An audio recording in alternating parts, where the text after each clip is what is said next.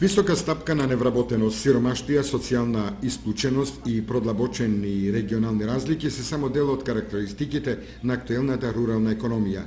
Во изминатите 2 децении земјоделската површина од 1,3 милиони хектари се намали на 1,12 милиони, обработливата површина од 600.000 на 500.000, а значително намален е источниот фонд, посебно во овчарството, од 2 милиони на само 800.000 грла.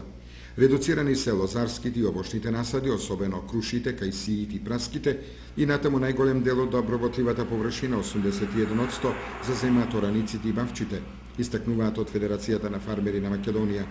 Поради стихината миграција, многу селски населби се потполно испразнети, вкупно 145 или 8,5%.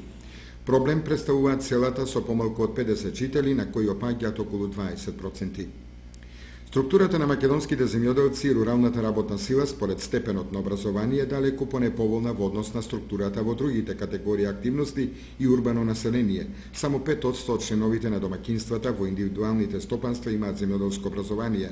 Според економскиот статус, учеството на неплатен семеен работник во руралните средини, 20,74% е поголемо од учеството во урбаните, 2,72%, додека жените на село како неплатен семеен работник се повеќе застапени за речиси половина во однос на мажите.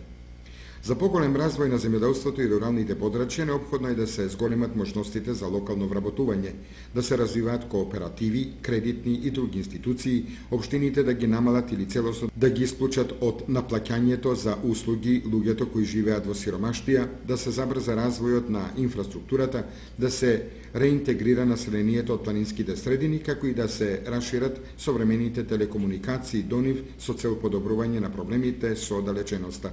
Како што потенцираат експертите, неопходно е што поголемо инволвирање на младите во земјоделството, едукација на производителите, како и воведување нови технологии.